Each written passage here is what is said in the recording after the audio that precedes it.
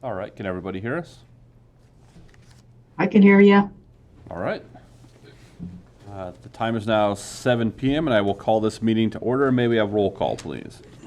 Mayor Reichel, Here. Pro Tem Hanrahan, Here. Trustee Brittenall, Here. Trustee Klassen, Here. Trustee Flores, Here. Trustee Poston, Here. Trustee Seifert. Here. All right, we're going to make an adjustment to the sound here in the chambers real quick, and then we'll continue on. See if that helps. Yeah, I just, that top box wasn't on and I turned it on. Thank you. Yep. All right. All right, can we rise for the Pledge of Allegiance and a moment of silence, please? I pledge allegiance to the flag of the United States of America and to the republic for which it stands, one nation, under God, indivisible, with liberty and justice for all.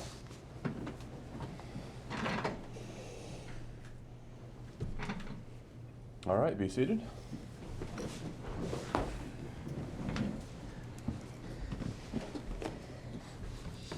The first item on tonight's agenda is public comments. Persons desiring to make public comments not on the agenda, please activate the raised hand function in the meeting program. Or Sheila, any phone calls or emails in regards to non-agenda items? I did not hear from anyone today. We do have Alex on here for the water discussions. Wastewater? Yeah, the bond, I believe. Yeah, do you have so that is an agenda item, Yes. not a public comment, okay. Okay, all right. So when we discuss that, we'll reach out, so, all right. I do not show any raised hands, Mr. Mayor. All right, thank you. Much better. All right, do any board members have any conflicts of interest with agenda items tonight? Nothing here, Mr. Mayor. No, sir. Okay. Pretty tiny agenda. Do we have any agenda changes tonight by the board or by staff? None here. Okay.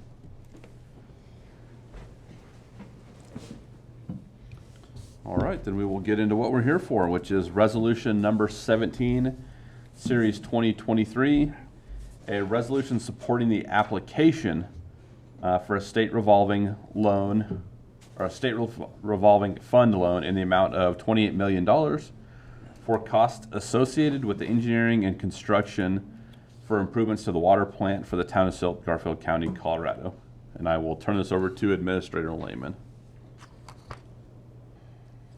Thank you, Mr. Mayor, and of course, I would have much preferred to be there, but I wouldn't want you to be subjected to this, what I've somehow contracted. So thank you, and it's great to have this option. And rather than me go on and on, I'm going to just turn it over to our experts in the field who have been working with us through this project. What we saw or what we had hoped to do tonight is just to kind of give a summary of the process and the needs as it relates to the water treatment plant for those folks in town who may not yet have been able to kind of keep in touch with with the project. So with that, I think I'll turn it over to Pat Radabaugh. All right, thank you. Thank you. Can you pull up my PowerPoint, please?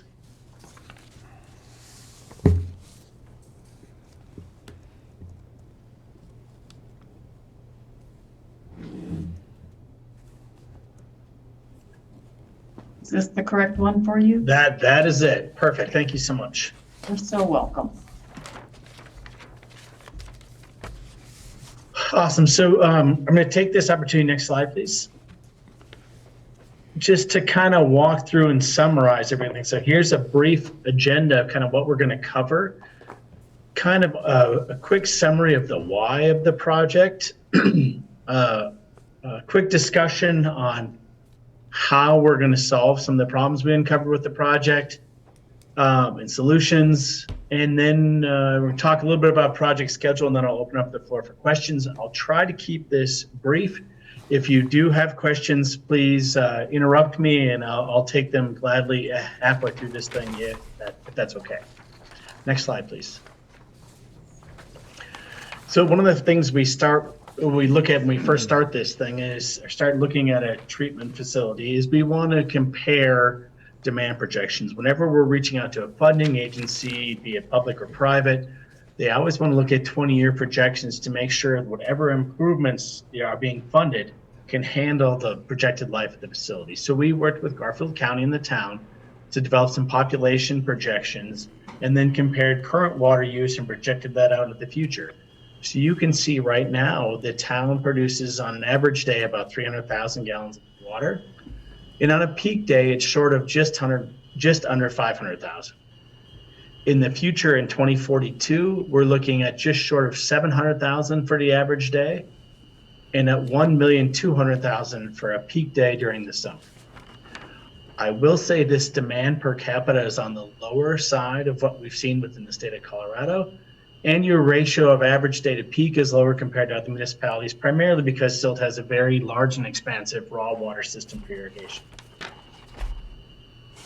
So ultimately, we're looking at recommending a 2 MGD facility now with room to potentially expand to 3 in the future. Next slide, please. We also want to make sure the system can handle the current produce water that complies with the current regulations for the Safe Drinking Water Act and any ones that are coming down the pike. One of the things we looked at were disinfection byproducts. It's been we've been close a few times, the town's been close a few times, and that is a function of total organic carbon, a compound that's present in the water, and chlorine, which we use for disinfection. If we have a little bit of total organic carbon in the water, combine it with some chlorine, give it some time, and we can get disinfection byproducts. They are regulated under the Safe Drinking Water Act, and we want to make sure we're below those. Another compound, which I'm sure you've heard in the news, is PFAS. Silt is the first water plant downstream of the Grizzly Creek fire, and PFAS is one of the compounds used in firefighting foams. It's typically, a lot of the instances, and particularly in Colorado where it's been found, have been next to Air Force and military bases where they used it to fight fires. One other thing that the town will have to be aware of going forward is TNORM, or technologically enhanced, normally occurring radioactive material. I know that's a mouthful, but basically when we produce residuals in water treatment plants, it tends to concentrate radioactive materials, and we just have to be cognizant of that when we go to dispose of it. The other thing is the current water plant, there's a significant amount of iron and manganese that comes into the water, hence you get orange or maybe purple or black stains on sinks, cups, white clothing. That is iron and manganese, and there are secondary standards for that, meaning they're not regulated. They don't really have health issues of those. There's some new recent health advisories for manganese above the secondary standard. But anyway, we want to make sure any improvements that we do going forward treat and remove those compounds, because iron and manganese do cause taste and odor issues within water. Next slide, please. So then we looked at the water plant as it is. So the current water plant as it is, the water comes in through the raw water, goes through a flash mixer, goes through a plate setter that is undersized and not designed to accommodate the current range and turbidity that is seen on the Colorado River. That was a repurposed system from an old water plant. From there, it goes to some membrane filters. The water is disinfected and then sent out to the distribution for consumption by residents. Things that were noted is it doesn't have any pre-treatment to lower turbidity. There is a capacity or lack of resiliency. So I'm going to point to this slide in this graph in the upper right. We spoke about how the current water use in the town is about 300,000 on an average day, and just short of 500,000 gallons on a peak day. The two horizontal lines on this chart show the capacity with one filter in service, and the higher one is the capacity with both membranes in service. You can see right now on a peak day, the water plant struggles to produce enough water in the summer. And on an average day, both membranes have to be working in order to provide enough water for the residents in the summer. The other thing is there's no TOC removal in the system, which can result in disinfection byproducts issues, which are regulated. Next slide, please. So we looked at some alternatives to improve this, to try to meet the regulations and meet the capacity requirements by the demand projections. We looked at some pre-treatment upgrades. Pre-treatment is what is required to reduce the turbidity prior to filtration. We looked at a dissolved air flotation, but the turbidity is too high to use such a unit. We looked at various combinations or processes dealing with flocculation sedimentation, a very conventional and well-utilized process in the business. We looked at a conventional system with plate settlers. We looked at an upflow clarifier, and we also looked at ballast flocculation. We also looked at alternatives to remove iron and manganese just to get rid of the taste and odor issues. We looked at green sand, chlorine dioxide, and ozone. And then we looked at two different processes for filtration. We looked at pressure membranes with a firm rated capacity of 1 mgd. And we looked at a conventional mixed media filter, or more like sand, with a firm capacity of 1 mgd. Next slide, please. So in summary, we had basically 4 alternatives. Alternative 1 was a solids contact clarifier with mixed media filtration. Alternative 2, we looked at plate settlers with filtration. That had 2 different subcategories or sub-alternatives. We looked at mixed media filtration with that, and we looked at membranes. One of the issues with membranes is they do not play well with any polymers, and alternatives 1 and 4 both require polymers. Alternative 3 was a conventional package system, which would be a floc sed followed by mixed media filtration. And then alternative 4, we looked at ballast flocculation with mixed media filtration. Next slide, please. So this is just kind of a quick summary of some of the improvements that will go into the upgraded system, looking at all the different alternatives. I can go into many of the details, but this is just basically saying that many of them alternatives, they're going to accomplish the same goals, just through different means. Next slide, please. So here's a summary of the cost, looking at all the alternatives. The proposed construction costs range from about 21 million to almost 24. In the opinion of total project costs, including planning and engineering, was somewhere between 25 and 28 million. These are opinions of probable cost by the engineer. Next slide, please. We also estimated the annual cost is a little over 800,000 per year, including staffing, chemical use, power, residuals disposal. Currently, the town has not cleaned out the pond, to the best of my knowledge, at all, and that pond will likely need to be cleaned out annually. Next slide, please. So here's just a look at comparing the different alternatives more on a quantitative basis or qualitative basis. All the alternatives are able to meet the 20-year demand projections. All of them are going to require chemicals. All of them are going to have redundancy built into the system, meaning you can run one train and meet the average day demand. You'll need both trains to meet the peak days. In terms of expansion capability, the solids contact clarifier, to expand that is a rather significant effort due to the size of the process equipment. While the alternatives 2 and 3 are generally moderate, alternative 4 was very easy because the ballasted flocculation is a very small footprint. In terms of ease of operations, both alternatives 1 and 4 are very accommodating for changes in water quality, and they can accommodate the wide range in turbidity we see on the Colorado River. And in terms of energy use, they're all generally relatively equal. So next slide, please. So just summarizing kind of our recommendations, the water plant is operating at capacity on an annual basis. We recommended going with a ballasted flocculation process with mixed media filtration to accommodate the wide range in turbidity. It'd be easy to operate.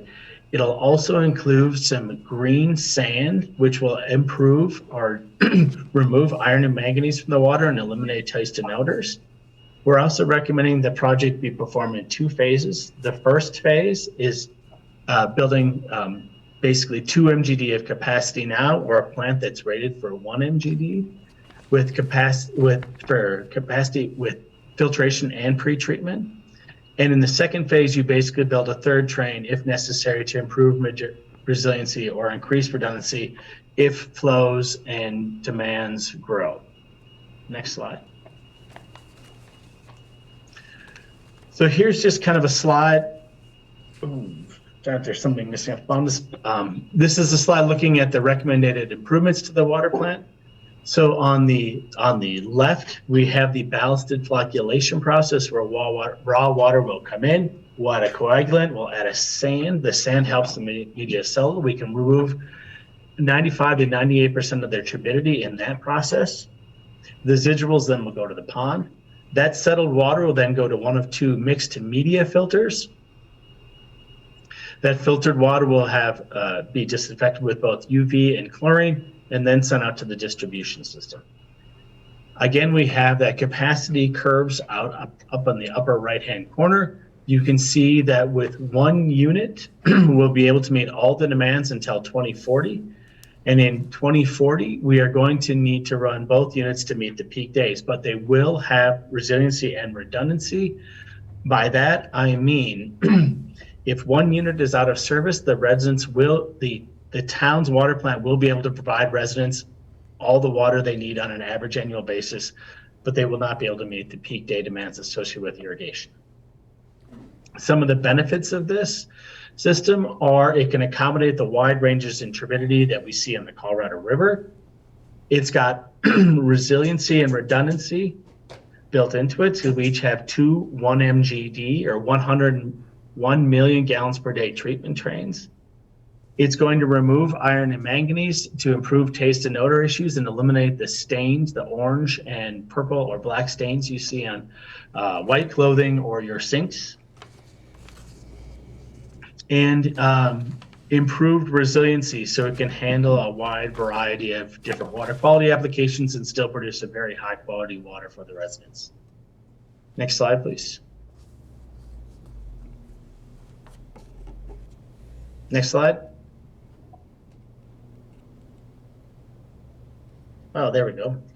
So one of the things we also recommended is we included a CMAR in this process. The CMAR stands for Construction Manager at Risk.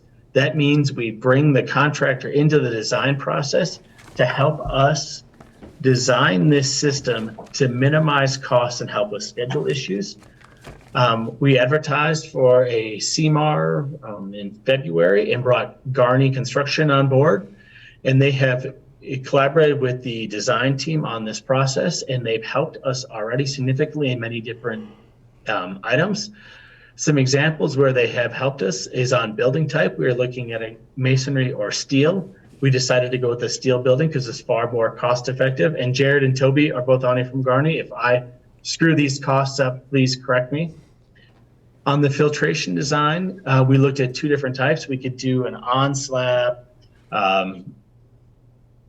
aluminum unit, or we can do customized filter out of concrete.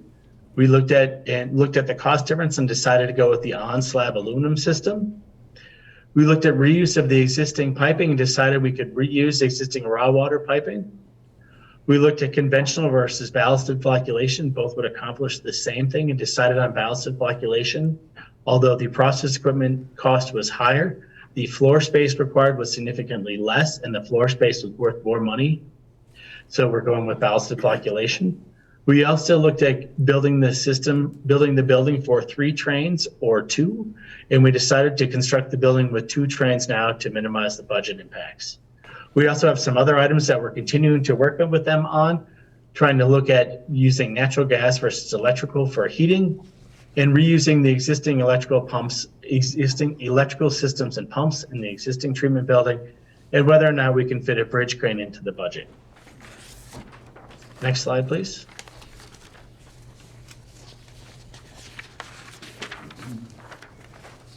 Bear with me, being stubborn. No worries. The power of the internets these days. Yeah, there we go. So just a quick summary of project schedule. CMAR was Garney was brought on board in February of 2023. We're continuing the design through the remainder of the year with continuing on ongoing value engineering efforts. The loan application is due June 15th with the CMAR initial price due on June 9th. The loan closes in August and September with the project team is going, between now and then, the project team is going to continue collaborating on any outstanding VE items.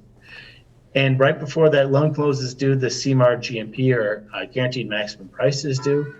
With assuming this project moves forward, construction will be starting this fall with complete at the end of 2025. And after speaking to Jared and Toby earlier today, I believe we're looking at mid to early fall of 2025 now.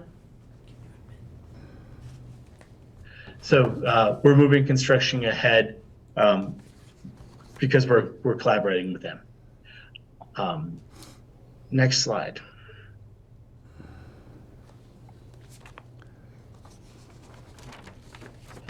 And with that, I will open the floor up to any questions Hey, that you Pat, may have regarding kind of how we got to where we are now.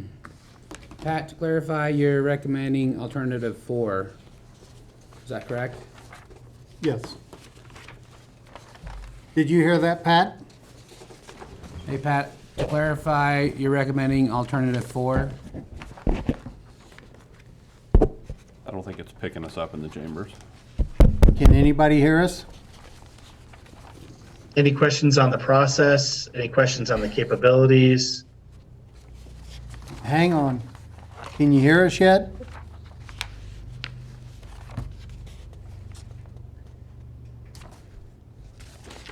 Thank you, Pat.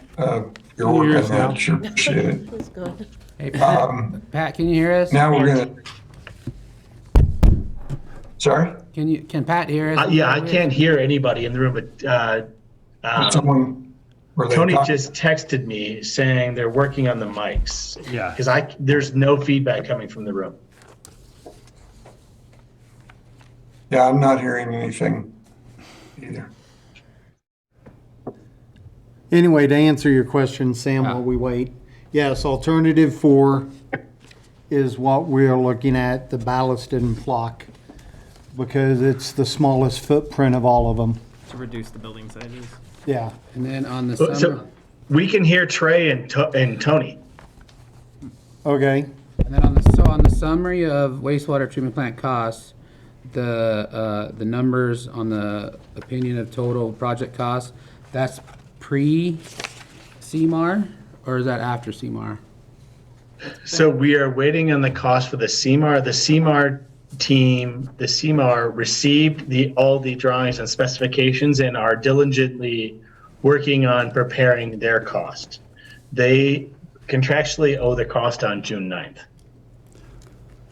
I believe that's correct. Is that right, Jared?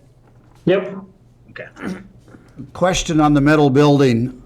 Is this metal building going to be designed or placed where for future addition down the road? So it can be added on to, or is it one side? I mean, is it going to be done, or can it be added on to down the road if we have to expand without having to build a new building? Great question. So right now we are designing all of the support systems, meaning chemical and electrical, to have the space to accommodate the 3 MGD worth of capacity. The building would have to have an additional space added on to the east to accommodate the third train. Okay, but it's going to be placed where there will be room to, okay, that was my question, so we Yes. we don't have no place to add on, it does, so Yeah, I should have included that figure, but Okay. I guess I was short-sighted in that regard. Okay. So alternative 4 is gonna put out 2 MGD with both trains running, Yes, Yes. 1 MGD with 1 train running. correct. Yep. And I got confused because on this, on the projections to 2040, Yes. oh, right, because your blue line, which indicates, I believe, just 1, or no, is that average flow? That's not what, that's not the put out, okay. That's average, Yeah. that's where I got confused. So the average in 2042 is like 700,000 gallons. So we can accomplish that with 1 train in service. Okay. So let's say for whatever reason, the second train isn't working. The town will still be able to produce water to the residents. Right now, if one train goes out of water, if one train quits working, Trey and his staff cross their fingers and try to get it fixed really fast and then spend the next week filling back up the tanks while the tanks get drained. Is that fair to say, Trey? Yeah. And those numbers are also based on the raw water irrigation system being continued to be expanded throughout the town. Yes. As well. Great point, Tony. Maybe a question for Trey. The summary of the annual cost, that's today's cost, right? That's not future.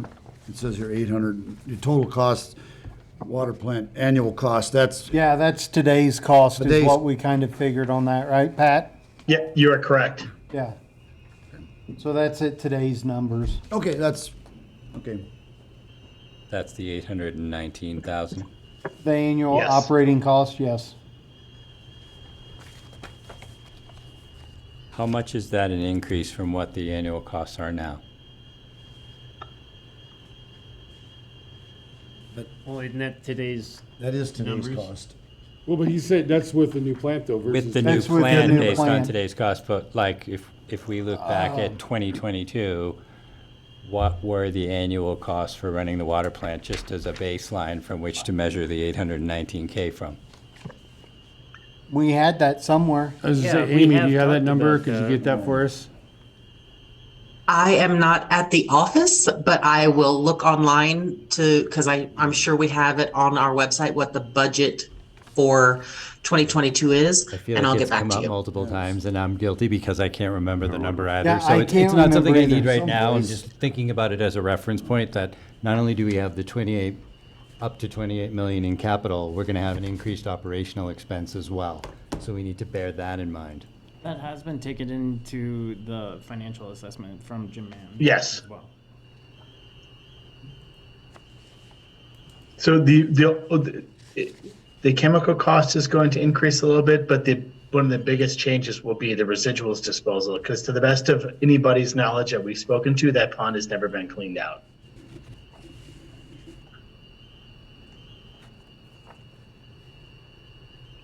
Maybe Trey or Tony can verify that, but that's what everybody's told us.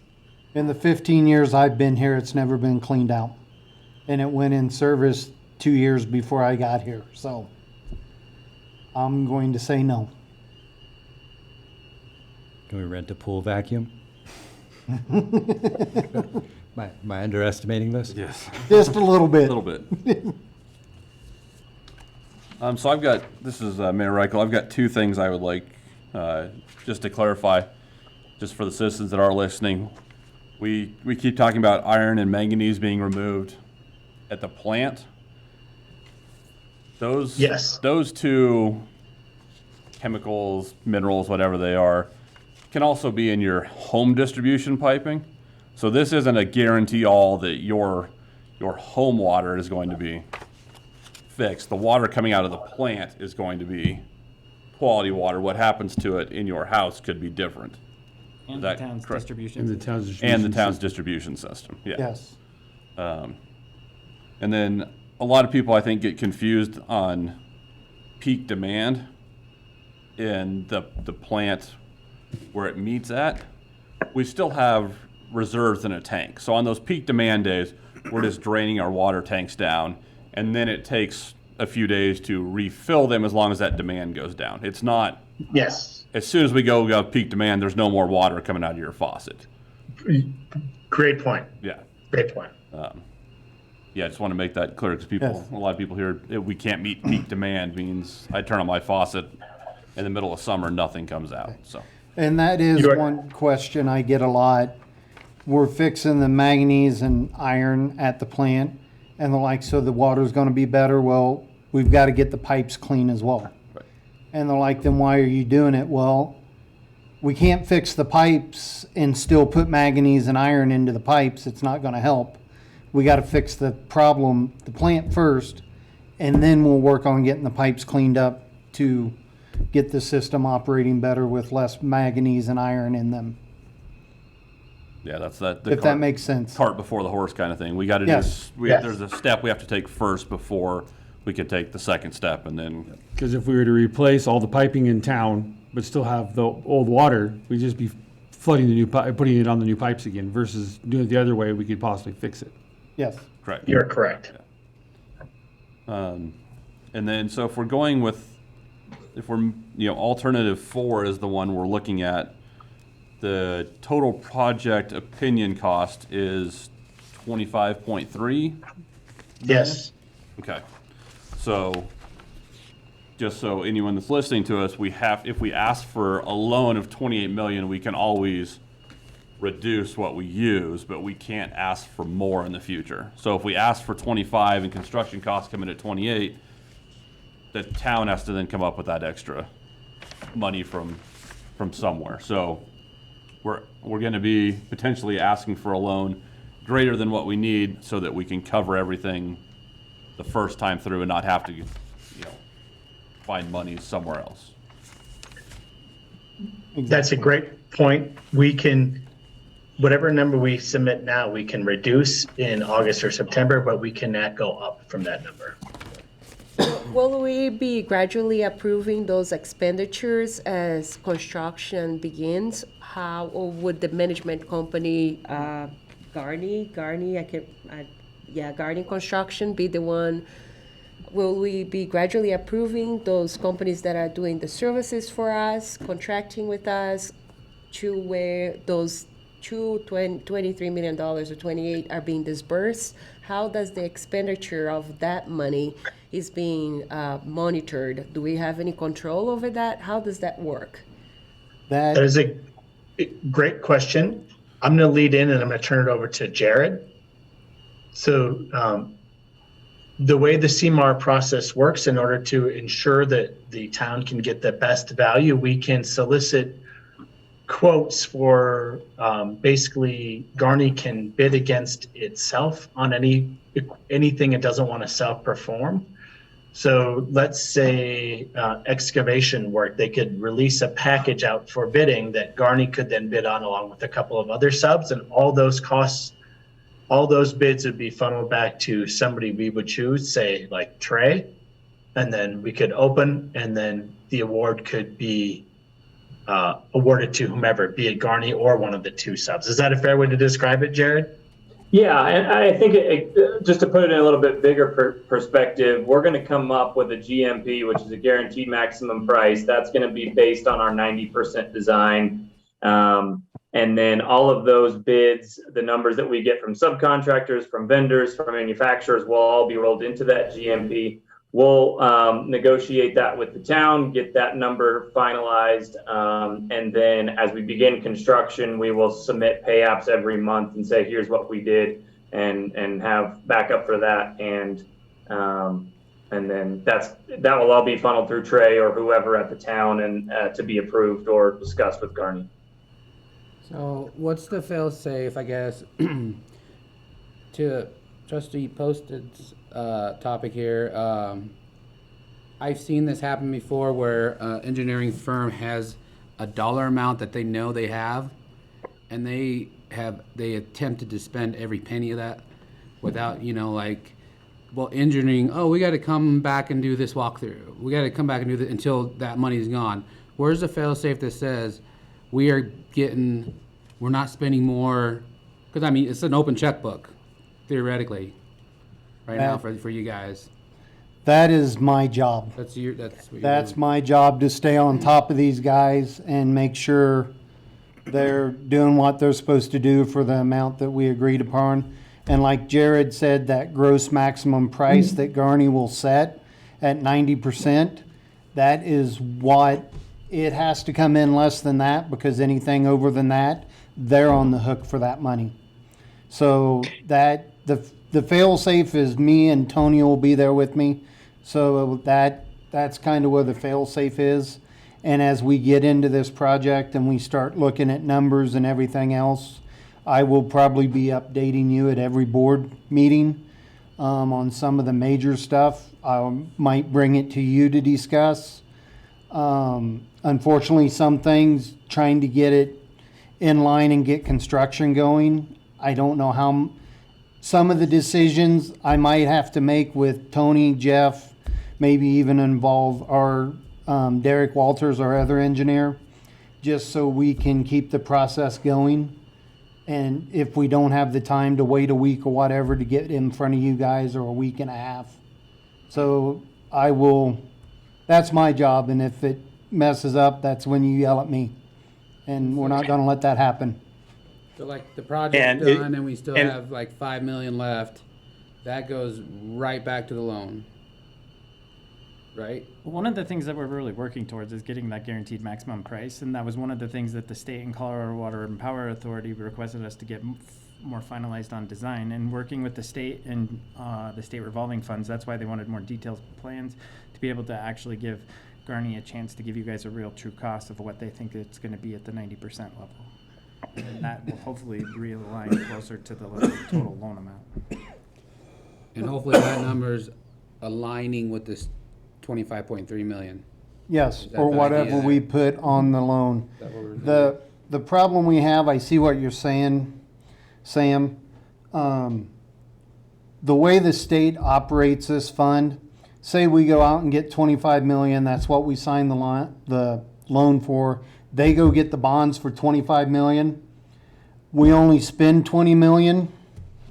There is something wrote in that bond that we can't pay that much back until after the first 3 or 5 years or something like that. I believe it's actually 10. The first Okay, 10 years, 10. we're locked into those bond payments per the state, and then after that, there is Yeah. prepay. So if we did end up with an extra 5 million, we'd either hold that in reserve until after that 10 year and then pay it, or if we have that money, we take that 5 million, and because it is water infrastructure, we could use it on a new water tank, water lines in town, or whatever.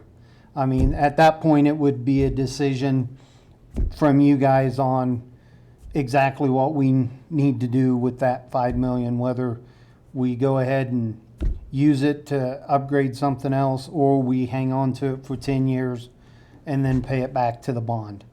It's a quirky thing with the revolving fund.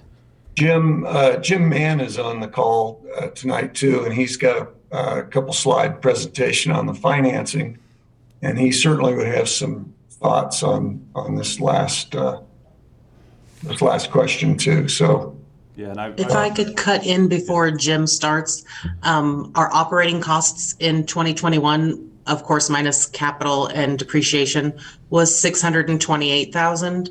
In 2022, it was 986,000. And this year we have budgeted operating costs at 1,048,000. Thank you, Amy.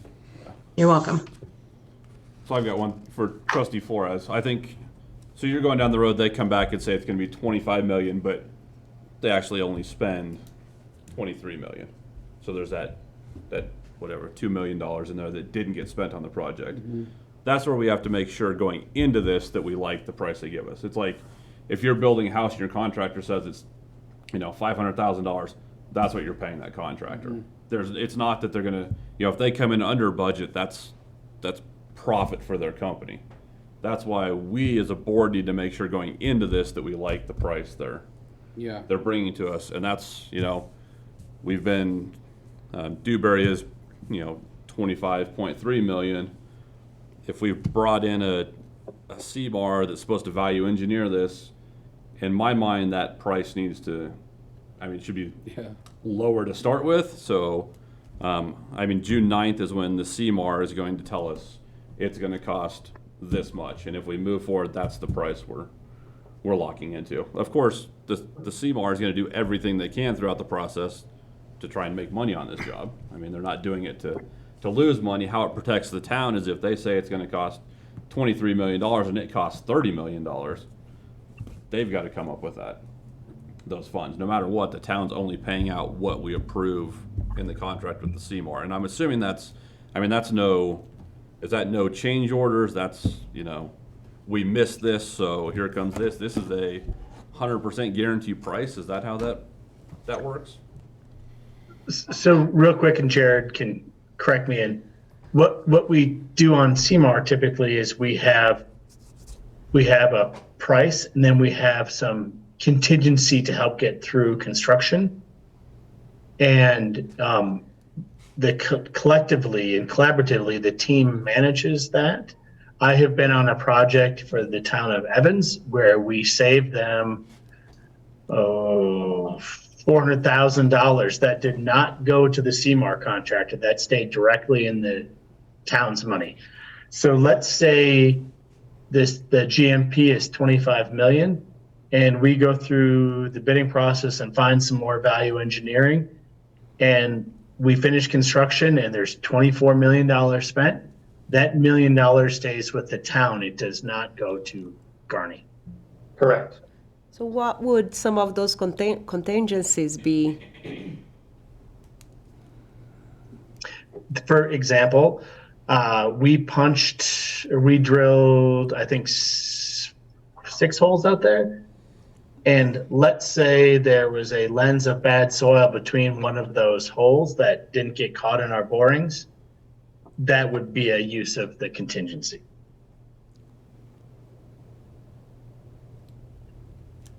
Are we happy with that? I guess my concern was, we were talking about a buffer on the loan. Because we can't ask for more on the loan, someone mentioned getting extra for that, you know what I mean? But we're actually gonna have a close to target amount that we're gonna ask for on January or June 19th. Well, Is that right? at June 19th, we make application. We can adjust that number until they put them bonds out for sale in the fall. So we can adjust that number down as we go. So like at June 19th, I believe, we could ask for $28 million, but by the time we get to the bond issuance, if we tell them that it's only $24 million, that's what they'll put out on the bond. Okay. To Mayor Ryko's point, then we'll have a pretty close estimate as of that time for when we are asking for the final funds. So then the buffer is not really what we are aiming for. Technically speaking, we are aiming for a pretty close amount if the contracting company is going to work with that dollar amount. That's what I'm hearing. Yeah, so the buffer is for tonight's ask. Got it. Because if we don't ask for enough tonight, we can't go change back. it Yeah. up later, but we can change it down, clear up to the time of the issuance. Yeah. I understand it now. When the Thank bonds are you. issued, we're gonna be going for as low as possible. Where based where the guaranteed price is by the CMAR, that's what we're gonna be asking for. Would be my understanding. Yeah. Yes, correct. At the 90% level, yes. That's the whole reason we're doing the CMAR and the value engineering, just to get it as close as we can so we don't have, $2 million extra, correct? Yeah. You are correct. And then, if I remember right, Pat, what you was talking about, Sam, I think the state did say that if there's a $3 million, that they can reabsorb that and take it out of the bond pretty easy, but anything over that, it throws up red flags and they run into issues. I think there's a little limit in there. If we don't spend that much, we can take it off the bond after the project is completed. But it's a limited buffer in there, if I remember correctly. And I think Jim can talk more about that as well. Okay. Yep. Well, let's have Jim talk, because I'm sure he's got some financial stuff that will make a lot of citizens happy. Thanks, Mayor, for that introduction. Just to answer or kind of follow up on what Trey just said, there is a buffer that the SRF can work with in the event that you issue X amount of bonds and the project comes in X minus a factor. They said that it's up to about $3 million. What they do with that $3 million, though, is not necessarily pay off the principal right away because, again, based on some of the earlier comments, there's a call protection period on the bonds where you can't prepay on the bonds. And they're typical, and the issues that they do is a 10-year um, no prepayment. So the bonds are not callable until the 11th year, and you can't prepay on them. So what the SRF does with any excess funds that you have in your construction fund that you don't spend is they essentially roll that into what they kind of loosely call a capitalized interest fund, and you will use that excess project fund to pay interest going forward until those dollars are exhausted. So it's not as though you end up reducing the amount of the borrowing after the fact. It's just that you use it a different way instead of on project costs.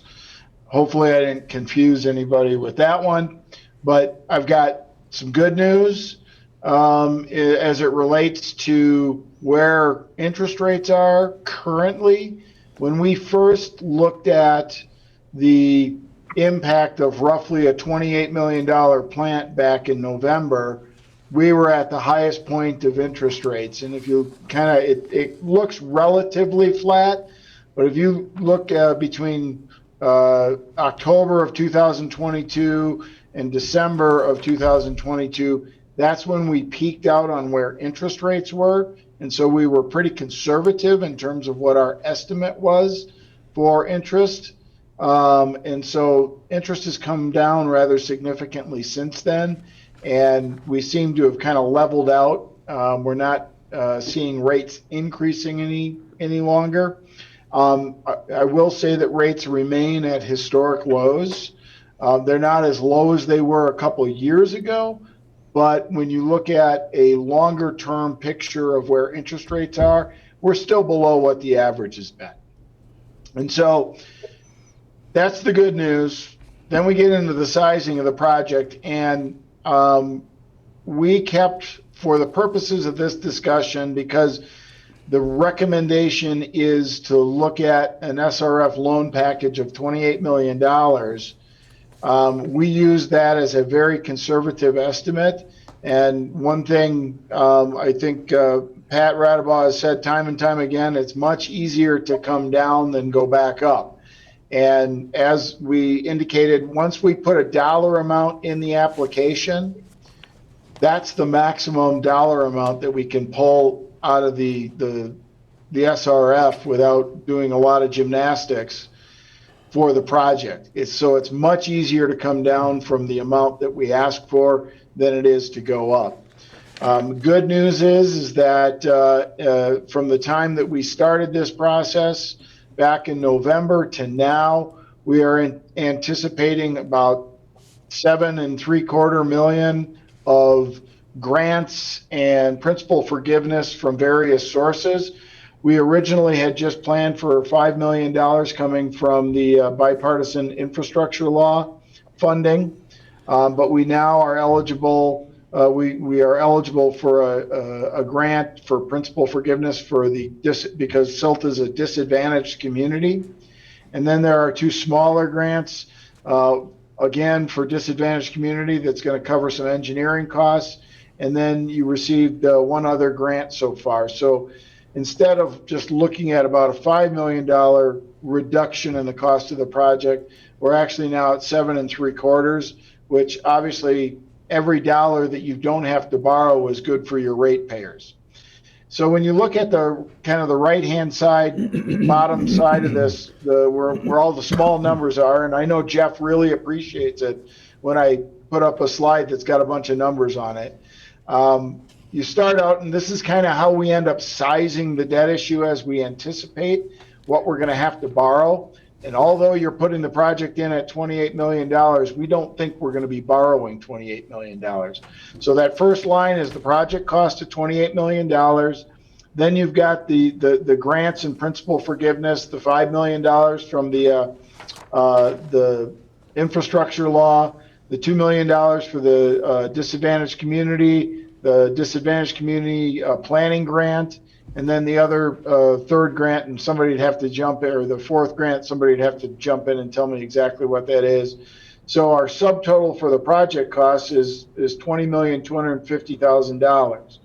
And then without getting too far into the weeds when it comes to bond work, bond purchasers, the people that are going to loan you the money or give you the money, they like having interest rates or obligations that have interest rates that they are going to easily be able to sell on the open market after they've spent the money on it. So they've loaned you the money. Bonds themselves are pretty liquid out in the market and they're traded all the time. And the people that are investing in bonds don't want to get stuck with one that has too low of an interest rate. So the interest rate on the coupon on the bonds is probably going to be much higher. And so that's going to generate what we call a premium. And that premium is then rolled back into the overall finances, which reduces the amount of dollars that you need to borrow. And in this case, based upon where interest rates are today, and then extrapolating back to what the last SRF bond issue was, we come up with an interest rate and it generates a certain amount of premium. So we end up in a position where we're looking at needing to borrow about 17,900,000 and we'll just call it 35,000. Then we add issuance costs to that, which is the cost for the SRF. There's legal fees associated. There's your my fee, et cetera, and that's about $210,000. So our total borrowing ends up being $18,145,000 to fund a project that's going to cost you $28 million. And that's kind of how the bond sizing works. And if you go to the next slide, this is kind of the evolution of where we are in terms of what we think the costs are going to be. When we spoke back at the end of November of last year, again, we were assuming about a $28 million plant. We only had $5 million of infrastructure principal forgiveness that we knew about. We were assuming a 3.52 interest rate, which is much higher than it is today, which when we kind of blended it down, we figured our average cost was going to be to an average user in the community about $150 a month. In April, you asked us to look at, because we talked about some of those costs in that $150 a month. Some of those costs were kind of writing the financial ship of the utility to make sure that you were generating enough cash just to operate the utility. So we ran an analysis to get to a point where if you were just status quo with no new plant, where should your user rates be on an average basis? And that was about $95. So that was a good portion in terms of what that increase was kind of suggested it was going to be. After that meeting, we got even more detail into the actual usage by rate class and dove very deep in terms of what a rate structure would look like to come up with what funds were going to be generated, et cetera. And so where we've landed on a $28 million project, and we've got two columns on basically the same project, but one is an application in June of 2023, and our average is in the $120 range a month. So it's $30 less than what we had originally kind of suggested. And a lot of that has to do with the reduction in the amount that we have to borrow because you're receiving some additional assistance. But a good portion of it also has to do with the fact that our interest rate is much lower than what we had originally anticipated. I don't want to say it's a $30 savings because it's still a cost, but it's much less than what we had originally anticipated. One of the decision points that you have to make tonight is whether to move forward with an application in the June filing or whether you want to wait until the January 2024 application deadline.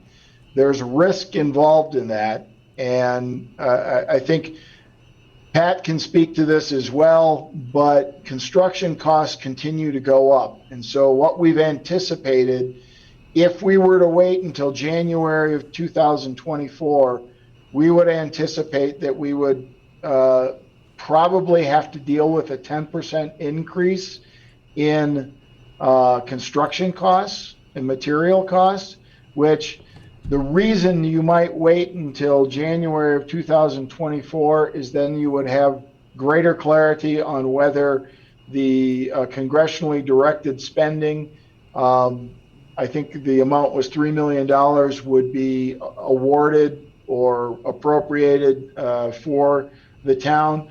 The problem is by waiting, it has very little impact in terms of what happens at the end of the day, because if you're dealing with a 10% increase in construction costs, it almost completely erases the benefit of receiving the congressionally directed spending. And so you'll see that the difference between the overall average user only is about $1 less on a monthly basis by waiting until January of 24. The best of both worlds would be put the application in June, move forward with the $28 million plant and the $28 million application. Hopefully your CMAR and everybody does a great job and it comes in much less expensive than that. And then on top of it, you get a congressionally directed spending allocation and you know about it before we actually issue the bonds. And that gives you the opportunity to further reduce that borrowing that would occur in late October, November of this year. And waiting So until January doesn't guarantee that congressionally directed spending. That's just a possibility. Correct. The June 23 application column does not include that congressionally directed spending, and we're at about $119 a month. If we wait, we assume that we're going to be and get the congressionally directed spending, we're at about $118 a month. The best of both worlds would be you get the congressionally directed spending allocation, and we don't have to deal with the increased construction costs, so we can bring that overall average down even further. Just kind of a ballpark guess, the $3 million of reduced borrowing because of the congressionally directed spending would probably have the impact of knocking that overall average rate cost down by about another $8 to $10. One thing to add to Jim on the congressionally directed spending is the 3 million is our estimate. We haven't heard anything from our congressional delegation as to what they're actually considering. Correct. And we won't for a while. And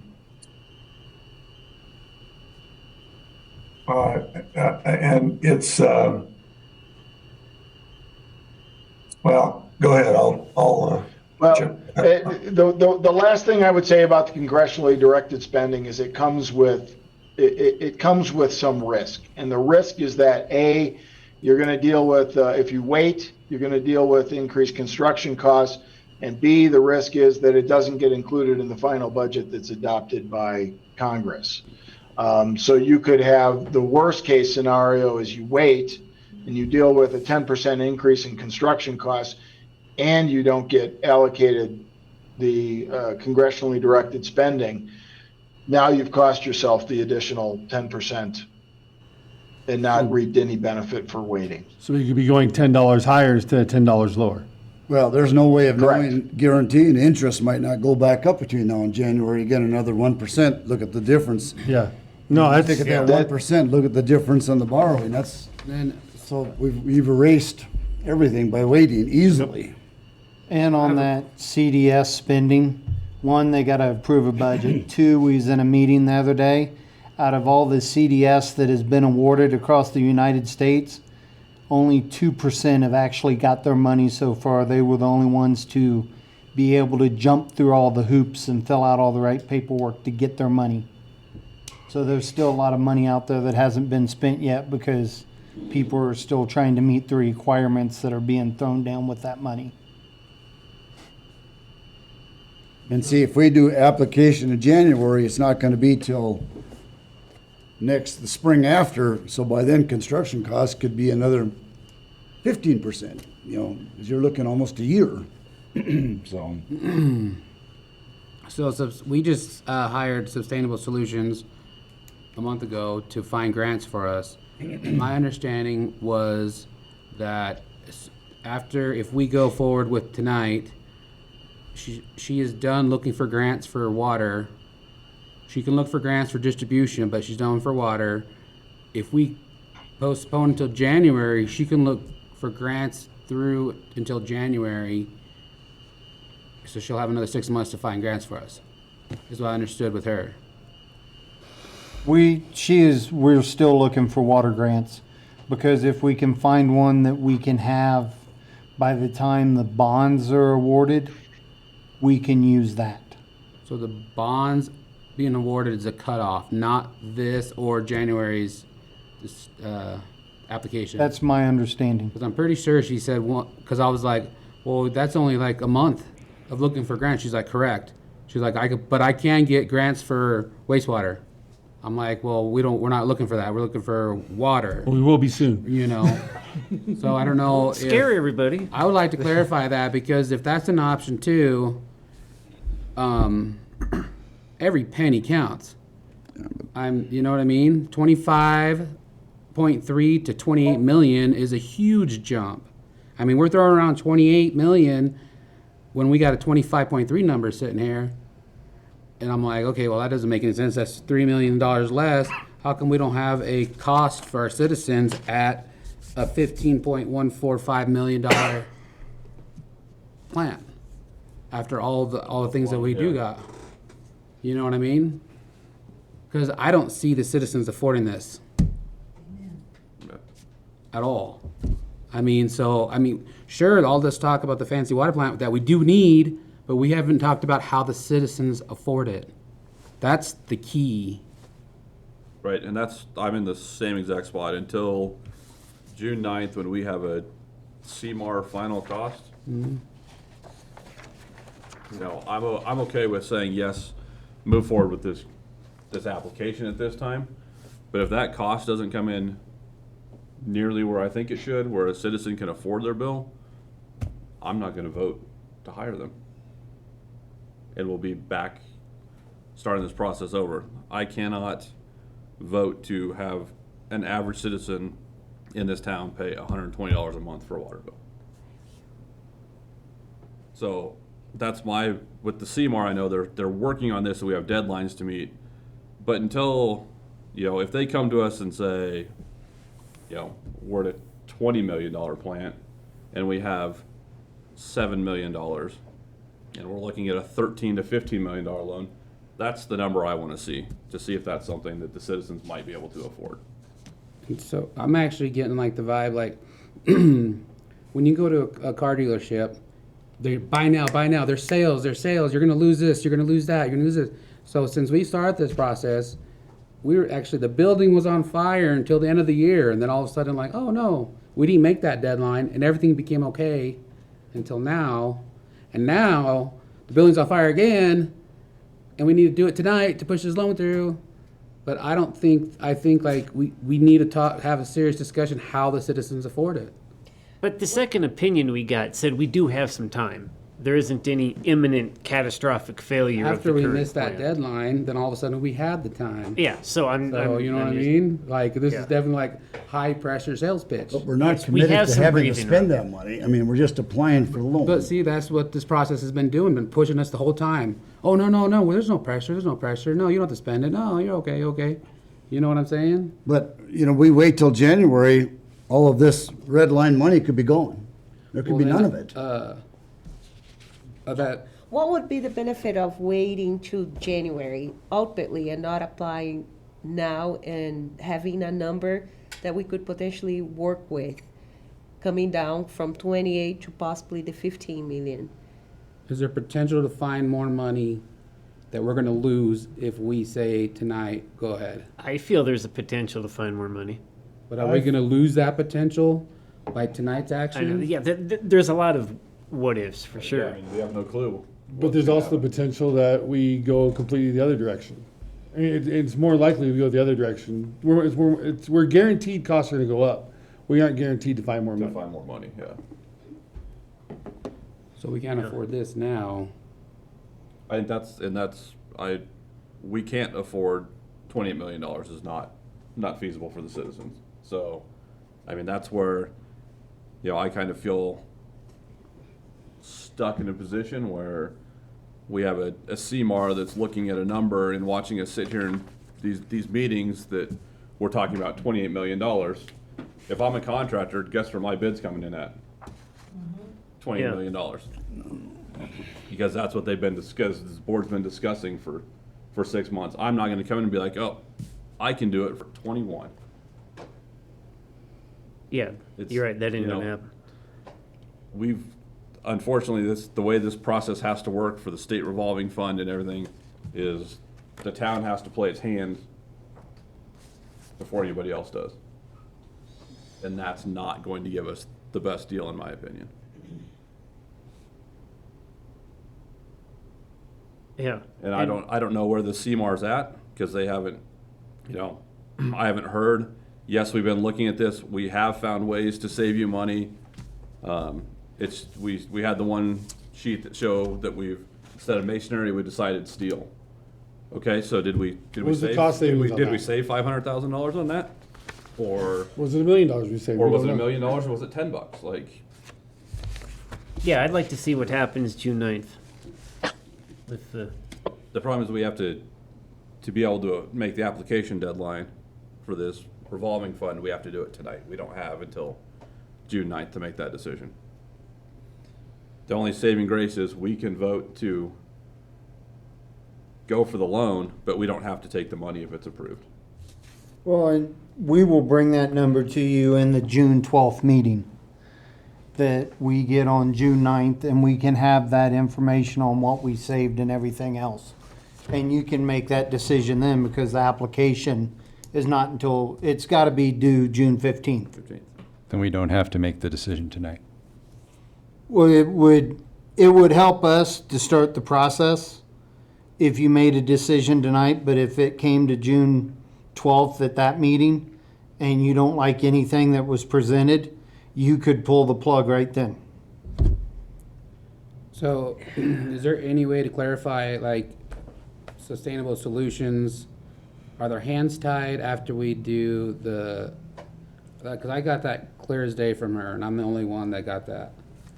Well, their my hands are understanding tied. was that she didn't feel like she was gonna be able to have the time to find money for this project. She is on the we were call, she hiring can her for- answer that for you. Yeah, I think. Yeah, she's and on I the don't think, call. we're, Yeah, let's ask her. yeah. Let's her clarify. yeah, sir, I didn't realize she was here. Hi, good evening, everyone. Hey, Deborah. Hi, Deborah. I think what I would like to point out is if you move forward with this loan, there is no way grant funding can come through in time before you have to take the loans out. I think you could look at grant funding for that $3 million float, right? Kind of like what you were thinking about for congressionally directed spending if it happens to come through. We've already had a phone call with the state about some potential options. We're meeting with the Water and Power Authority tomorrow. I am looking at funding for this, but grant funding just doesn't move that quickly. So if we're looking at it for this project, which we are, it's for that, the amount of that $3 million float, if that makes sense. I guess, are your hands tied if we go through the loans right now?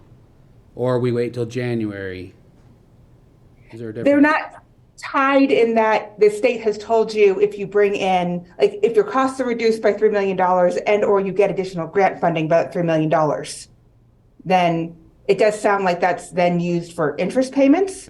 But that I think would, and someone please help me with this, that would reduce the overall cost to the ratepayer if you're using up to $3 million to help pay interest. But you will still be looking for grants for us all the way up through January, regardless of tonight's decision. Absolutely. We've already talked to the state about potentially putting one in later this year. It's just they won't get awarded in time. Okay. That's clear, yeah. But it wouldn't be awarded in time for January either. Am I wrong, Deborah? I don't know everything yet. I would say, and I think I said this the first night I talked to you guys, is I would not make this kind of a decision based upon grants you may get. Grants are something you can never count on. Right. Yeah, but unfortunately, we have to try to save every single penny to even try to attempt this project. I understand. In my mind. Yeah. But I guess Trey had a comment earlier about you could get grants until the bonds, correct? So even Which is fall. okay, so we have these two deadlines, but we can still get grants up until when the bonds are issued, correct? Yeah, but most grants, Yeah. they have certain deadlines and they're not awarded until 2-3 months after the deadline. So Okay, gotcha. And that creates a problem. How? I guess I don't understand how that's an issue. well, like there are some grants out there, but the deadline to submit the grant, say, is July 1st. They're not going to decide on that grant until like September, October, and by that time the bonds could have been sold. So we wouldn't know before the bond sale whether or not we got that grant. But So that we money could couldn't be used towards the include interest payment, include it just it. can't be used towards the principal of the loan. No, I don't think so. That's It would be included The- to reduce the- the price of the loan. if we spend under that money from the state revolving fund goes to pay interest. If we got grants after that, I would assume that we can't use those to pay interest on the loan. It would have to be for other capital projects in the water. Which we have. Which I we're mean, not, which wouldn't be what we'd be applying for the grant for, so we probably wouldn't be able to use it there either. Unless it falls into that $3 million float that you can then use to pay interest. Yeah. That's what I was talking about. Okay. Right.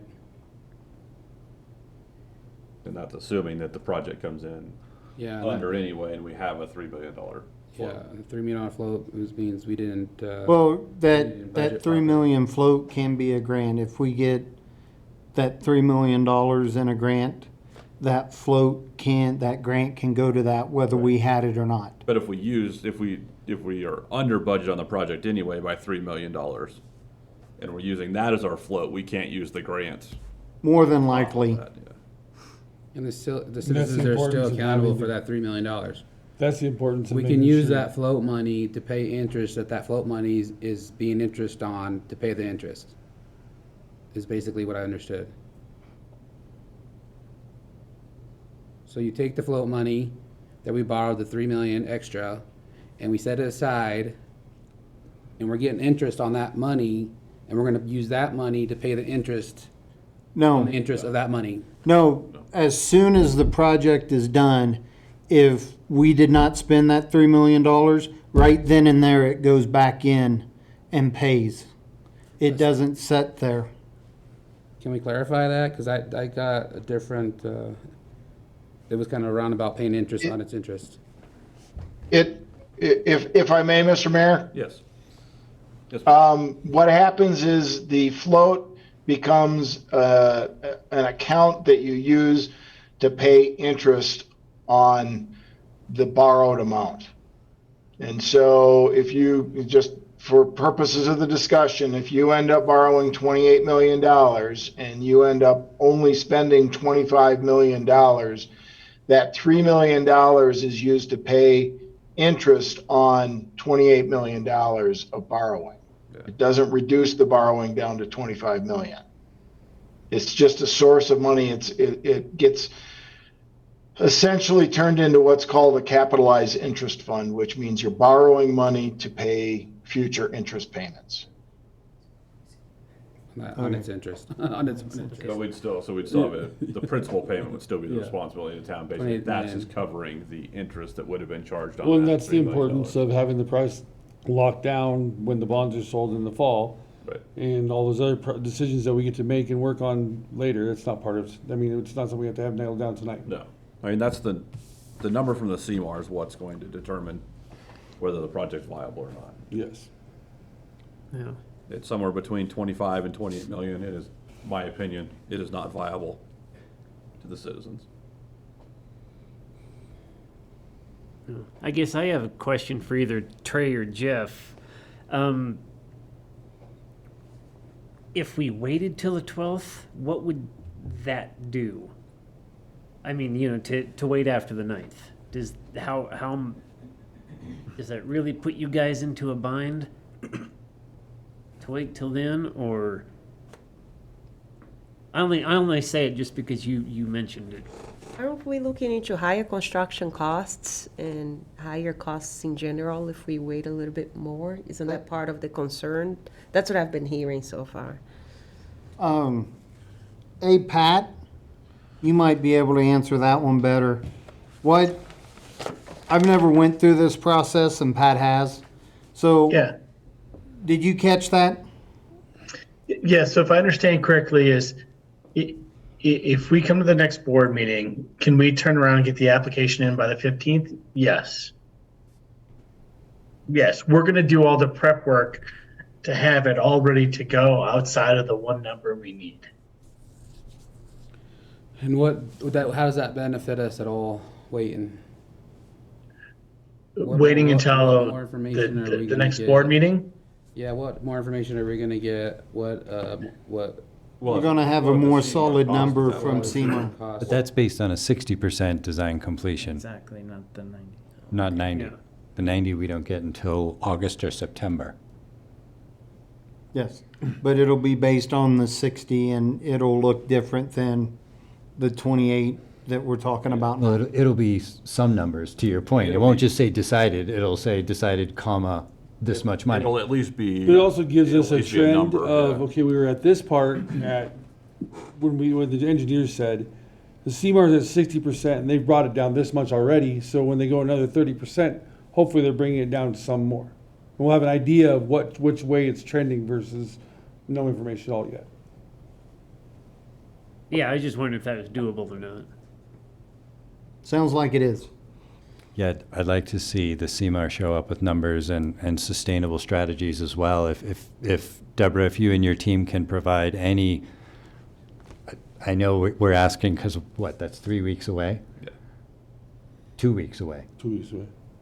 Any sort of numbers, even if they're estimates, that you can provide on the likelihood and the amount of any grants that you have found in 2 weeks. The math I would be happy to be there. And yes, with any potential ideas, but I just want to really make sure everyone understands that, grants are never guaranteed. For sure. That's true, yeah. I'd like to just toss one thing out too, something Jim Mann said, and that is we've got something like 25% of the costs we're using right now being covered by grants and loan forgiveness or principal forgiveness. That's a pretty high percentage. So, it's a pretty high percentage.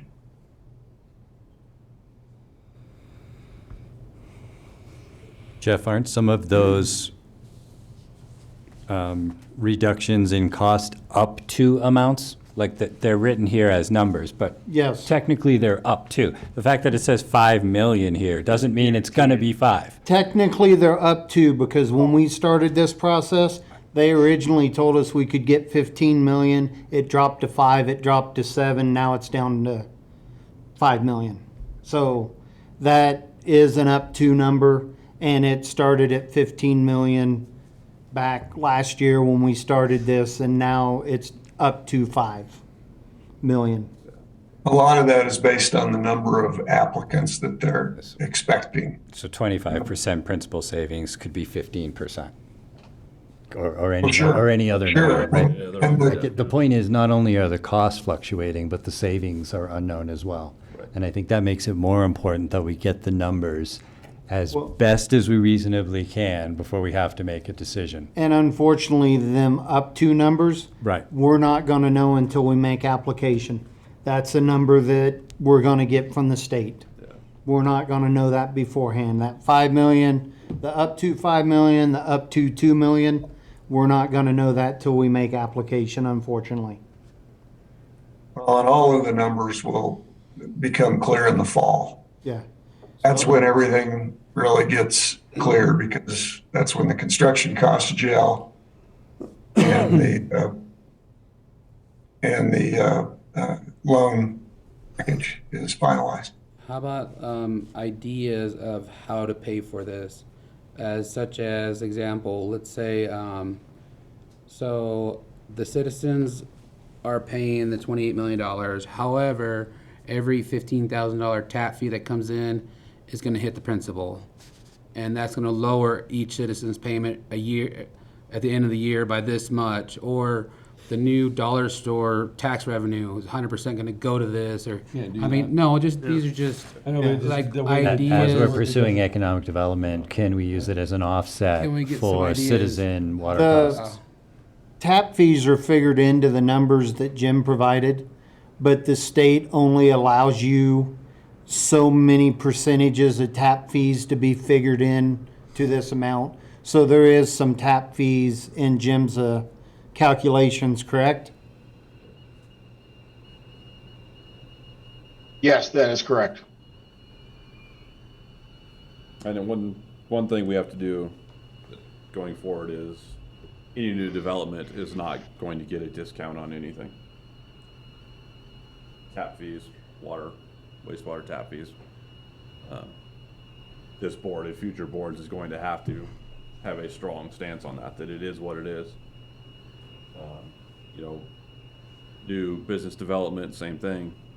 We're not gonna be able to give discounts on tap fees if we want to help our citizens by having other entities help shoulder the costs. You know, I think south of the river for properties that could potentially be developed there, I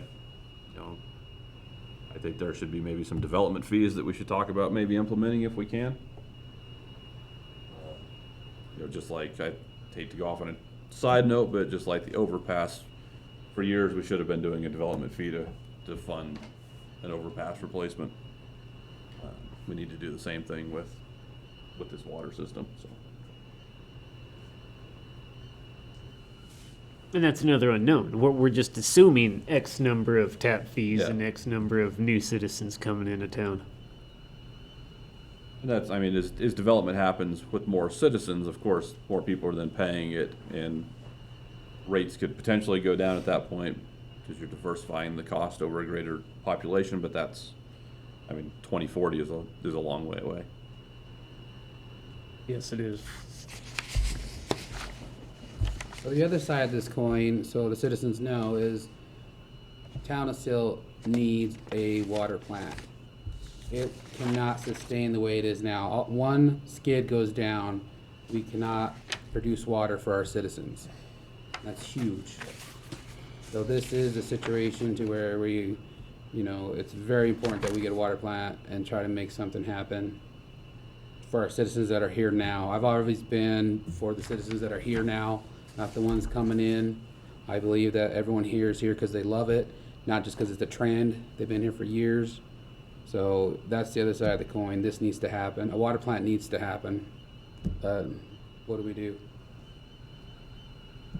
Yeah, no, I agree with you. We need a water plant. And, you know, for example, Glenwood's plant is real similar to the one that we're discussing. And the first building was built in 76 and with an addition in 94. They're still using those buildings.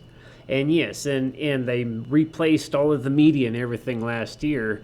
And I could be wrong, but I think that may have been the first time they replaced it. So they got, this type of plant really has longevity on its side. So then this type of plant, these buildings, they'll last, 40, 50, 60 plus years. And yes, we may have to add on to it, but, you get the thing built and, it'll last twice as long as the current one easily. Fingers crossed. Yeah.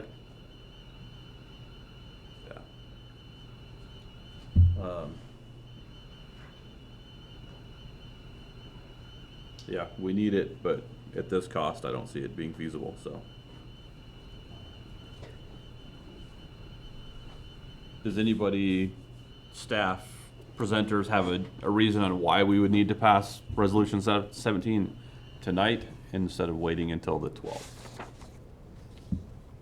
I just have it, and I don't want to speak for everybody. I have a feeling that nobody really has spoke up that they're excited about passing this tonight, that they want more information.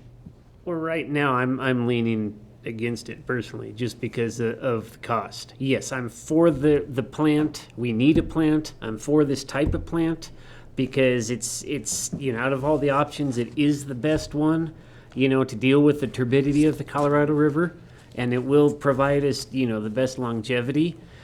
But, when you really think about the cost to the citizens, because, let's just say roughly 3,000 people, so you have 1,000 of them are children, so they're not paying a water bill. Then you have probably 500 more that aren't paying a water bill. So we're asking basically, 1,500, I'm just trying to use round numbers. We're basically asking 1,500 people to pay for, 28 million. But even if you subtract, all this possible funding, you're asking 1,500 to pay for $20 million. It's just, I just feel unless we find more grant money, and I'm of the opinion to turn over every stone we possibly can just to find, and it doesn't necessarily have to be grant money, but any more funding. I just kind of feel we need a few more months to find that. So that's where I'm at. So, but maybe waiting till the 12th might, I might have, a different opinion, but that's where I'm at. I'm with Trustee Flores and Mayor Ryko. I'm a no as of tonight. If we're forced to vote, I'm a no. And it's going to be up to the stakeholders to change my vote to a yes on the 12th. I'm in the same boat. I've been going back and forth in my own head about this all weekend and most of the day today. I can't foist this kind of an economic burden on the people who are here now. And you made a great point, Sam. It's not about the residents who might be here or the businesses who might be here. It's about the ones who are already here. I can't in good conscience do that in the hopes that 3,000 more people show up in a decade, or the hopes that some, I don't know, big business development occurs. And I'd love for it to happen under the right circumstances. These are not the right circumstances. So we are wanting to wait for CMAR to come up with more hard numbers, basically. Sounds like we are on the same page on And that. hopefully sustainable strategies as well. Again, knowing that they're yeah. estimates, knowing that none of these numbers are guaranteed except apparently 28 million. That seems to be the number that everything else is orbiting around. And I'm in the boat that 28 million needs to be a much smaller number. We should pick a not to exceed, and that should be the number. To steal your car analogy, I know how much I have to spend on a car, and if the price is too high on the window of one, I go to the next one. I don't feel an urgency based on the maker, the model, or ego. It's this is how much I have to spend, full stop. Okay. I feel like we as a board need to follow that practice. Okay, and just as a recap, so we are hoping to have a much lower number than the 28 million, still knowing that we would be applying for those grants, having the Congressional Direct Spending Fund, the bipartisan infrastructure law passed, that we may take advantage of that as well, the possible up to 5 million reduction. So if we are looking into a lower number than 28 million, we are still looking into potentially diving into those things as well. Yes.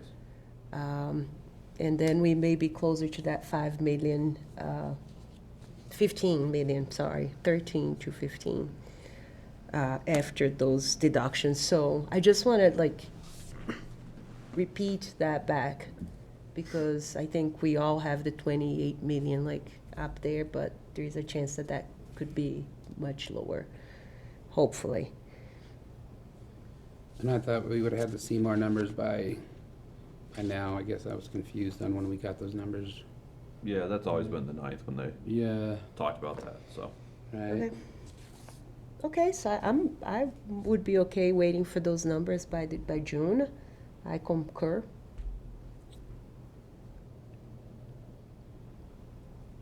June 12th. Yeah.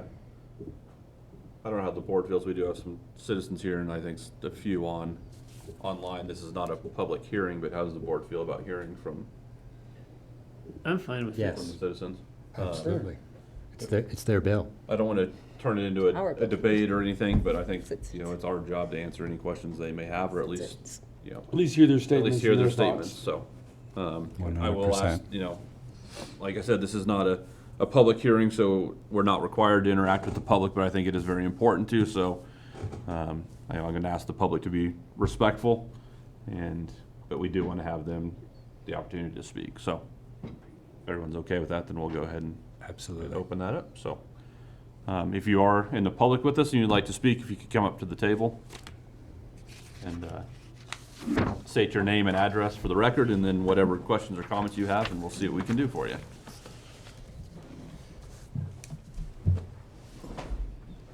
My name's Mike Yordy, 932 Standing Deer Drive. Just a couple things I heard. I agree with Sam, I haven't been in all these meetings, but it feels like a high-pressure sales to me. Make the decision now. Don't wait till later. So I'm glad you sort of put the halt on it. Another thing I noticed is that natural gas was going to be used instead of electricity. I don't know about this past winter, but there's people that natural gas went through the roof. Because I don't know if it'll be on Excel or whatnot, just something else to think about for future costs. And I agree with a lot of people on who's going to burden the actual cost. Because I know I've talked to you personally, Keith, there's a lot of people that need help. And you throw $118 on their water bill, that's just one of my concerns on you could potentially push people overboard. I'm somebody that, we probably can absorb the cost, but my wife works at that school and there's a lot of underprivileged children, which means they get underprivileged parents that live in town, and you throw that big of a bill on their water bill, how many citizens are you gonna have left when they decide to pack it out and move it out to pay for the water? That's about it. All right. Thank you, Mike. Just for the natural gas versus electric is still there's still value engineering that right now on which one they're gonna use to potentially heat the space with, so. I'll just give you one of my neighbors told me that their Excel bill was $500 in 1 month. They had another neighbor that basically is a snowbird, was in another state, and theirs was $300, and it was at a low level, whatnot. So those costs have gone up. And then you can sit there in the future that construction costs may be 10% more, but I'm reading in some of the larger cities stuff slowing down, especially commercial construction. Some of these commercial centers are falling apart.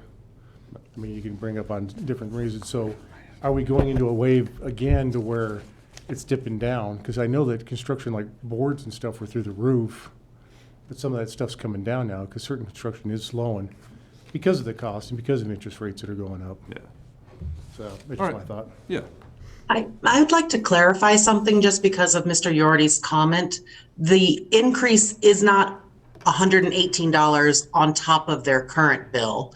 Their water rate would go from $52 to $118, which is only $76. Yeah, it's not, that 118 is not on top of. It's not an additional. That is a total. That is the cost, total, correct. Yep. I just wanted to make sure that was clarified, that it's not adding $118. Okay, because the last meeting I saw was an addition like 140 on top of what we were paying.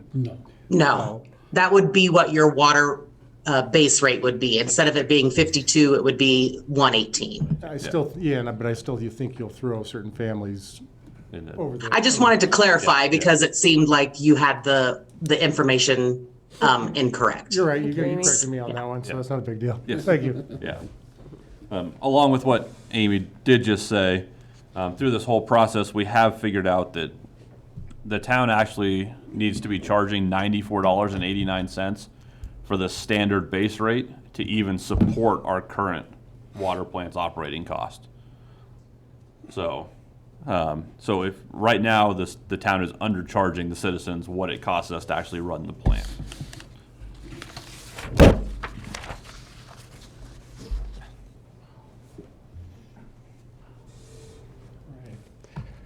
Hi there, Alex Sanchez, 507 West Richards Ave, son of Chef Oscar Sanchez here. So thank you for the time to open it up for public comment. I agree with you guys that the problem that the current system does not meet the needs, but I think the other part of that problem is the financial issues in the last 20 years. it feels like within this proposed solution, you're trying to address it within the next 20 years.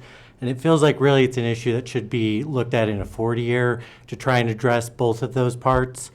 I agree with consultants. I work in local government. I understand how they interact with staff. Looking at some of the numbers, the 5% population growth, again, I agree with. I think that's a reasonable number to assume. And in that looked like the most aggressive population growth rate that was used. But in that demand projection, I saw rates of 8.6%, 8.5%. So in the most aggressive growth projections, that average demand is still well above that. And so it feels like we're really trying to, instead of right-size the system, oversize the system in a response to an undersized system previously. And so I just want to, add some kind of caution there that, yes, I do think this needs to be addressed, and I do hope we address it, but just not on the backs of the residents for the next 20 years, but really looking a little further out in time to what's possible. But again, I understand those federal funds and what needs to be done. The other part that I'd ask is if we could just do better in some of the communication. Feels like there's a lot of technical terms thrown out here, whether financial or in the wastewater system. This is a very emotional issue to a lot of residents who are trying to, raise and keep their families here or stay in the community. And so there seems to be a disconnect that if we could really work to bridge that gap, I feel like it'd help bring the community forward because that's where I see some of that tension in some of the meetings I've been involved in. Thank you. Thank you very much. Thank you. Thank you.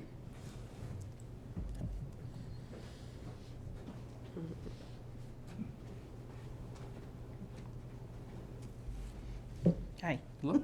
Brooke Caldwell, 298 Birch Court. I echo everything that's been said, and as not a family trying to make it here, as an older person on a fixed income, the rates going up, like they've been going up, have been shocking. This winter with the XL, of course, was overwhelming. I've never lived in a colder house in my life than I did this last winter. And that's probably going to continue for the rest of my life. And I'm hoping, as it is, just so you know, I've lived in this town since 96. And I've never drank the water here. I don't like it. I don't think it's drinkable to me. It's horrible. I'm a water snob. But I would love to see water that I could get out of the tap, that I could actually stand the taste of. I don't even feed it to any of the animals that I have coming. I go to Glenwood and bring all of my drinking water for me and my animals from Glenwood, and have for 30 years living here. So I know the condition of the water plant. And I think we replaced that one not too long ago, within the last 30 years. Right, yeah. So this is discouraging to be going through this again. The cost, I was overjoyed to hear you say too much, because it is too much.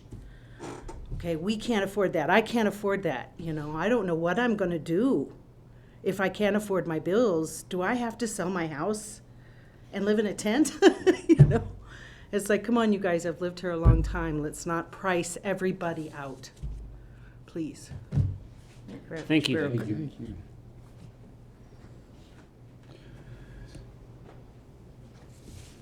Can I make a comment? Sure, yes. I was gonna kind of wait for, so I'm kind of looking, here's my thoughts, and I guess I'm gonna throw this out there. You look at the initial preliminary, it was 28 million with just a $5 million up to forgiveness.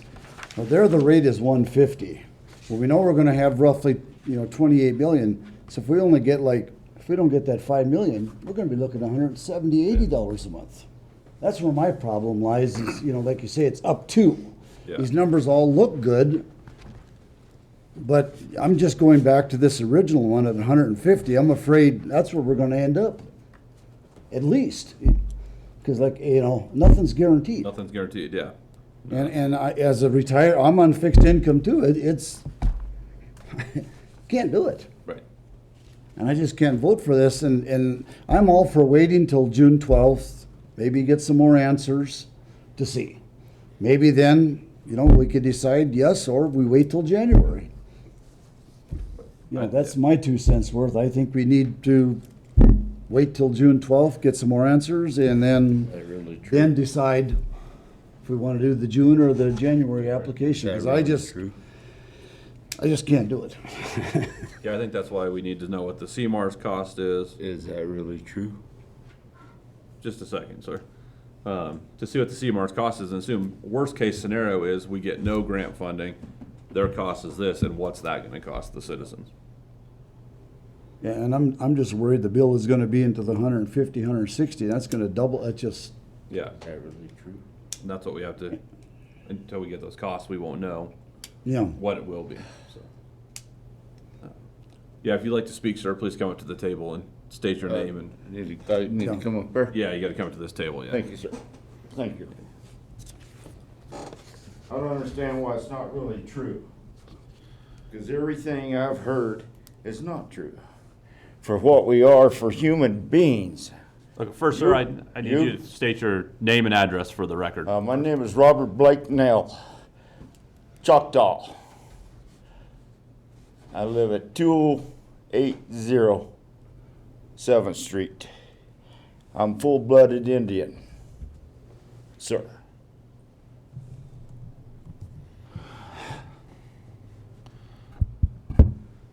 I just don't understand what is not true. Everything everybody has said is true.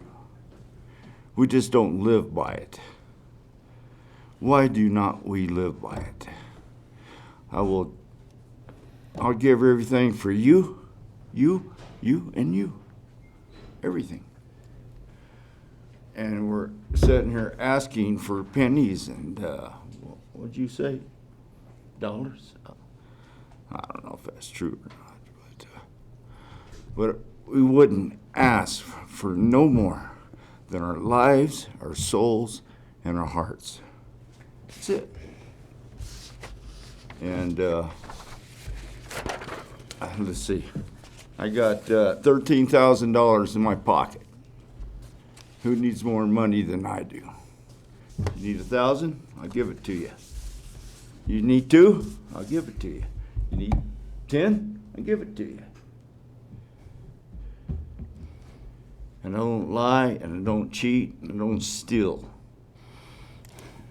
I've always honored our flag, and I fought for it.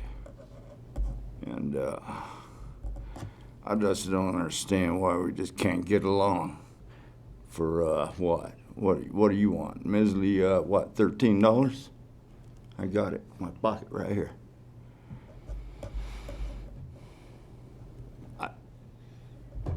You want me to give it to you? Why? We shouldn't hurt each other. Period. Ever.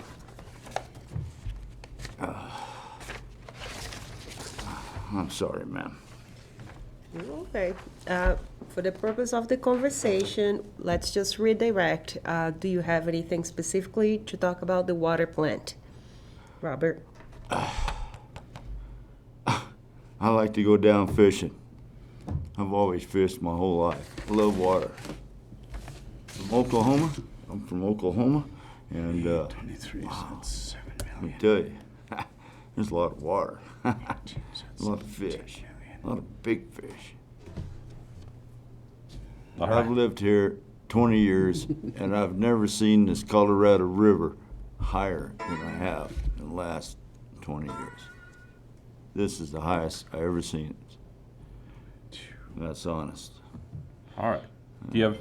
I'm so Thank you very much, sir. My time's up. Yes. Thank you. Thank you. And then we'll check in with Amy and see if anyone joining us remotely has their hands raised that Thank would you, like Robert. to speak. Thank you, sir. I do not see any raised hands at this moment, Mr. Mayor. All right. Thank you very much. So then I guess to recap, we're not going to make an action on this. We just want it brought back on the June 12th meeting. Do any presenters have anything else they'd like to add, or do we have any further questions by the board or staff? No, I just, that's my opinion. I think we need to wait till June 12th. Get some more answers. Okay. That's where I'm at. Yeah. I agree with that. I think it's a huge project, and the more we know before we take little steps, the better off we'll be, so. I agree. Do we need a I know it motion? puts a little bind on everybody, but that's a lot of money. I think we just need to get a few more answers. Well, we owe it to the citizens, yeah. Yeah. Yeah, it's not, I mean, it is our money because we're all citizens paying for the same bill, but. That's what I was I mean, really, it's everybody in this town we need to work for on this one. It's not as easy as choosing where to put up a stop sign, so. So, yeah, so I don't know. So while we're waiting for the CMAR number, right? Yeah, CMAR number, and I'd like to see a projected ratepayer impact if we did not get any funding. That's what I would like to see. Well, I don't know if we're gonna get that between the 9th and the 12th, so. Well, yeah. You know, if we could just run that ratepayer number based off of, if we could just do a spreadsheet from 28, 27, 26, 25, 24 down to 15 million. Okay, I'm just gonna throw something out there. Why does Glenwood plant has a plant that's just so old and they're making it work, and my friends drink water out of the tap. I go to her house, I ask her a glass of water, she just takes it straight out and she takes it with confidence. Why are we not finding those kind of plants? Why are we getting that plant that only Celestina has, Well, that's what we're looking for this time. That's what we're looking for now. That's unfortunately wasn't done 20 years ago or whenever the plant was built. And yeah, and just to clarify, I'm they've just had to throwing that replace out pumps there. and controls and stuff like There that. So it's not like money it doesn't spent there. need maintenance. And for It's our just- existing yeah. plant, it's just that we are not going that route. We are Well, just there's building also- additions. Also, there's And that's probably late in the discussion too, being No, away yeah. from the board for a little while, so. Being in the industry, our water quality is good. There's a mentality, there's old rumors, there's old myths, so people just kind of stick to that and stay away from it. We meet state guidelines. We meet state yes. guidelines. I Correct. drink the salt water And honestly- continuously. Yep. So- I have a whole house filter. It's a sediment filter, and then I have an extra filter in that I use most of my drinking water, but I don't even always drink that. I drink that one too. Snowmass's water comes out of a natural spring. You could drink it right out of the spring, but they add fluoride to it. They put poison in their water. Here, we don't. There's no fluoride, Our yeah. quality water down here is like a million times better for that simple fact. I don't know if Glenwood does. Does Glenwood put fluoride? They do the vote, it was a voter approved thing. Yes. So Silt water is actually better than Glenwood's water because they put fluoride in it. But people don't understand that.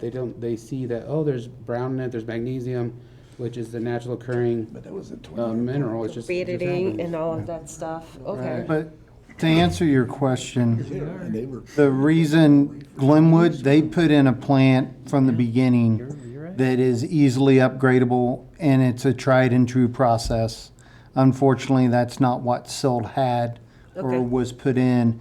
And also, you have to look at water quality. They feed off of Grizzly Creek. They feed off of Grizzly and No Name. Yeah, Okay, so Grizzly they're not Creek and No Colorado River, Name. Turbidity and all of that Yeah. stuff. They And run even off during the and fire, they had to do mudslides. mitigation as well to be able to try to deal with it. But the town of Silt takes primarily off of the Colorado River. Got it. So that, yes, so we You're have really one of those the first- challenges. like Newcastle doesn't take off the Colorado. They have a pump station that augments water, but you're the first. The first, yeah. Yeah. So you can drink Silt water and not get sick. You'll be fine. Just so the public knows. Yes. So the public knows you are 100% safe. It's just, whatever people get stuck in their head. Unfortunately, Trustee Clausen and I are here when they built that, and they were told it was only going to be a 20-year plant. Yeah. They're Now telling here we us are. again. We're the ones that got Years it. later. It's just. Yeah, the water at my house was brown before this plant came online. Yeah. I remember that. So. Well, trustee hearing him, you had a look. We're the advertisement for drinking the water as it is now. I'm the same way. I think I have my kids like it out of a little filter that we have in the fridge, but whenever we're going out of the house, the bottles are under the tap and we're on our way. And we're all fine. right? I think there is a perception problem, but I think that's secondary to the cost problem. Let's be clear, the water plant needs to be replaced. The question is, how could we do it in a way that doesn't overly burden ourselves as residents and our constituents, with an unbearable cost of doing so? And in a way that a main brand won't go down and suddenly we have an issue Yeah, of. we need a failover, bigger we need issue. redundancies, we need all those things. We just can't afford it for $28 million, and we can't assume that all these red numbers are gonna come in at those numbers. The only one that's guaranteed is that 450,000.